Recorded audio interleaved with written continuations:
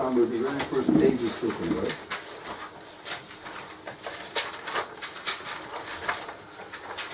And you have it there in this yard? You want to read it? Very, Aleph.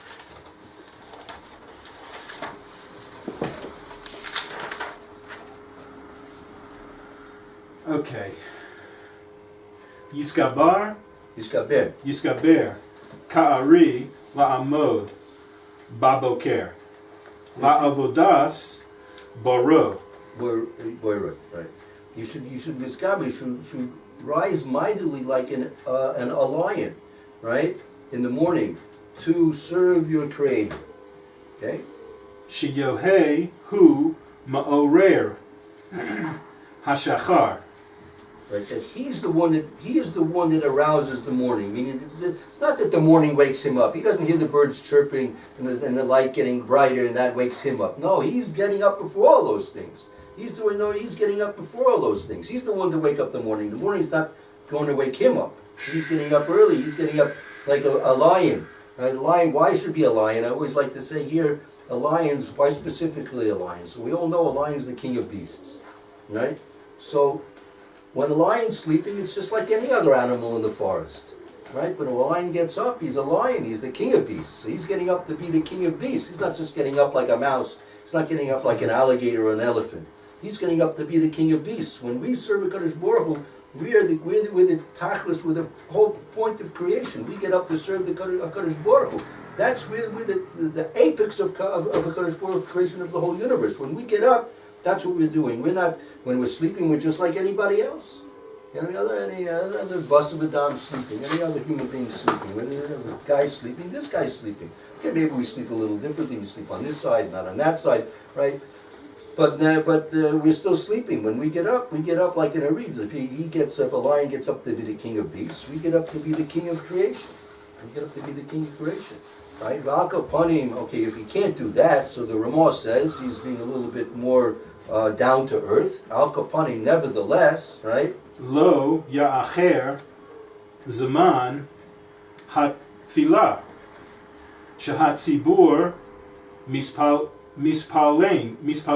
Right. So if you can't get up that early, right, to get things started, right? So you should not be so late that you're going to miss davening with tzibur. You should get up early enough that you should daven with the mini. Now this is the main point. Hagah. Shavisi Lenegdi Hashem. The hay is Hashem. Shavisi Hashem. Yeah, the hay slash Shavisi Hashem. Thank you. Lenegdi Samin Hu Kalal Gadol Batorah Uv Ma'alos Hatzadikim Asher Hochim Lifnei HaElohim. Okay, let's stop with that. Okay, Shavisi Hashem Negei Tami. You should have Hashem. Hashem is before me constantly. That's a pasuk in Tehillim. How is it even possible? I put Hashem before me always. It's like, oh my God, how do I nullify myself to do that? Your job is to try. That's what you're going to learn in Pirkei Avos eventually. Your job is not to complete the job. Your job is to try to make the job. You try. You try.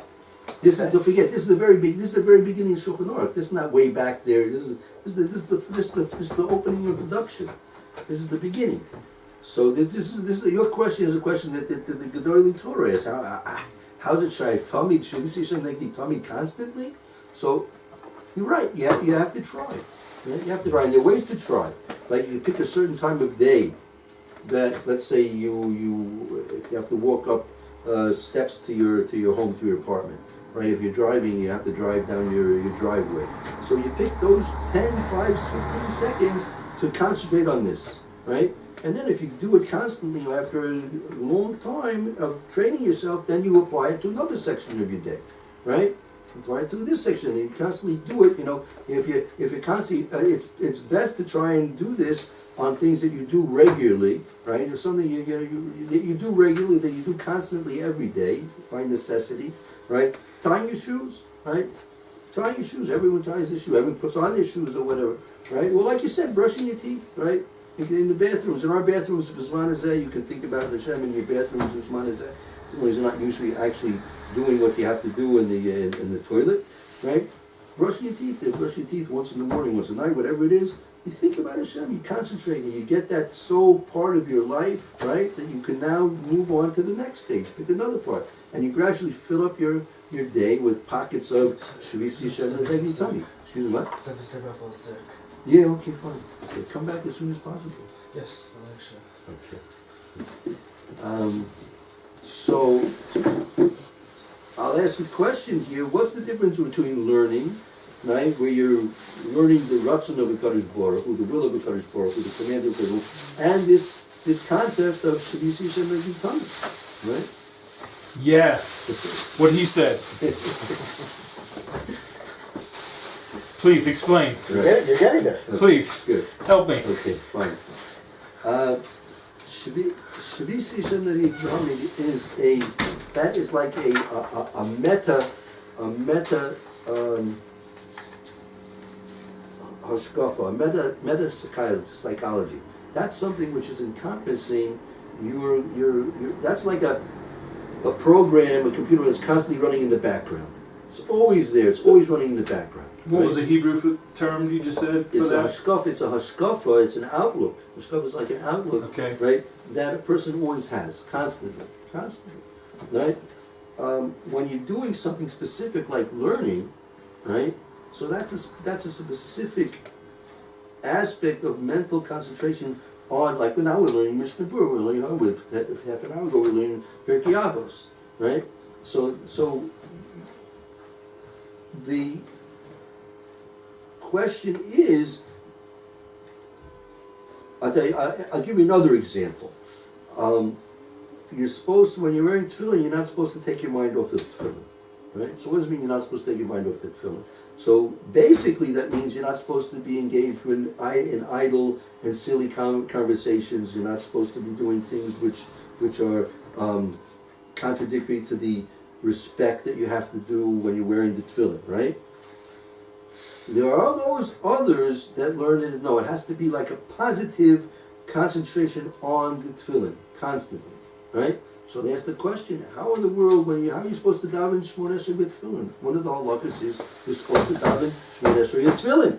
So how can I concentrate on my tefillin and also concentrate on being omid lifnei Melech and saying Shmoneh Esrei with the proper kavanah, right?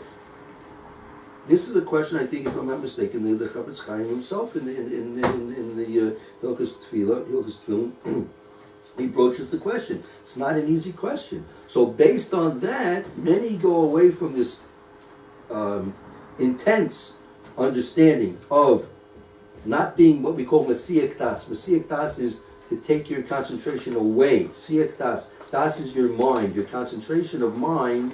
You're concentrating on the tefillin when you're wearing them.